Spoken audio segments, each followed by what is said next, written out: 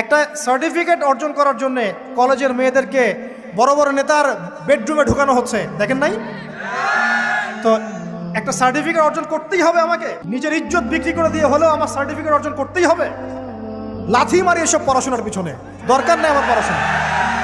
করছে বাসায় এলাকায় এলাকায় মহিলা মাদ্রাসা করেন, মাদ্রাসায় মেয়েদেরকে পড়ান।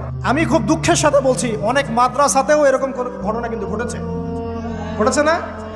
এখানে একটা কথা আমরা পরিষ্কার করতে চাই, সেটা হলো যে পাপী, রেপি, ধর্ষণী, সে আলেম করুক আর জালেম করুক, ইমাম করুক আর জালেম করুক, ফাসেক করুক, সবাইকে সমান শাস্তি নিশ্চিত করতে হবে। আর শাস্তি হবে দৃষ্টান্তমূলক, যেন আরো 10 জন থেকে শিক্ষা নেয়। ওই যে ইসলামে আছে না হাত কেটে ফেলা, কি কারণে বলেন তো? কারণ সবাই যখন দেখবে এই যে খুঁটির সাথে বেঁধে একটা চোরের হাত কেটে ফেলা হয়েছে, এলাকার সব মানুষ দেখেছে, চুরি বাড়বে না কমবে?